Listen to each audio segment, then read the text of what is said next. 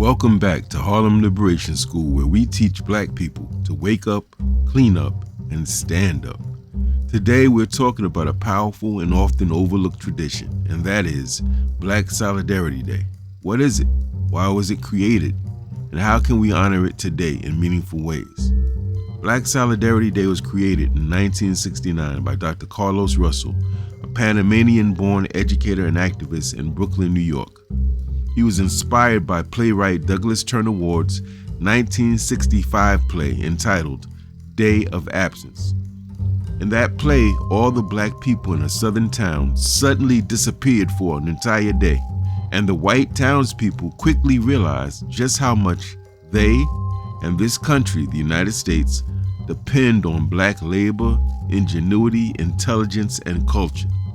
Dr. Russell wanted to take that play and bring its message to real life. So he issued a call to action, a day when black people in the United States would stay home from work, school, and shopping at white corporate stores. The day takes place on the Monday before Election Day, or the first Monday of November.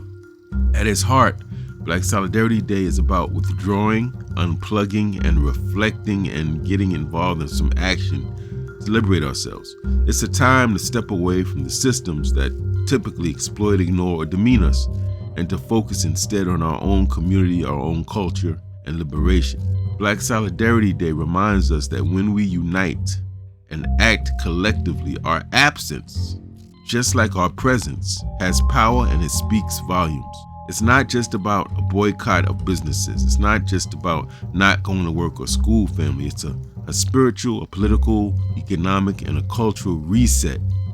It's a day to ask ourselves things like, how strong is our unity? How can we unify? How much power do we have when we come together?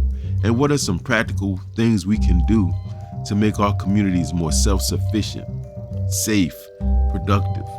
Black Solidarity Day began in New York City, so naturally there's a tendency for people to practice it more in New York City and the northeastern region of the United States. However, it's very important to note that Dr. Russell envisioned Black Solidarity Day to be a nationally practiced holiday and a globally acknowledged and practiced day as well. So, how do we honor Black Solidarity Day today in 2025 and beyond?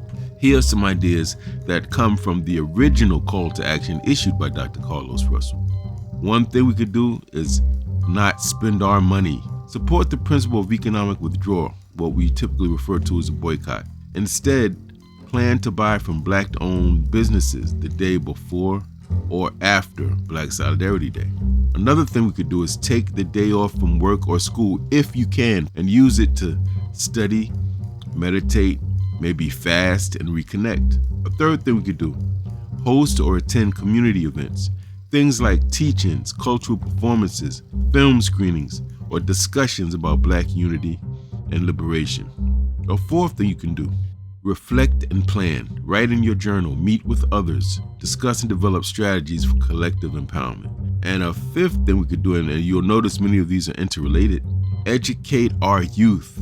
Share the history of Dr. Carlos Russell, the Black Arts and Black Power movement, within which Dr. Carlos Russell came up with Black Solidarity Day, so that the next generation can keep Black Solidarity Day and also those key ideas of Black power and Black arts movement alive. Black Solidarity Day is not just another holiday, it's a call to consciousness and a call to action. It's about knowing our worth, withdrawing our labor and dollars for a moment, and standing tall in unity. If we don't tell our stories and honor our traditions, who will? This November, the first Monday in November, let's make it count with reflecting, connecting, developing our pride, and operationalizing our unity and solidarity. Like, share, and subscribe for more Black political education and empowerment content. Peace and Black power.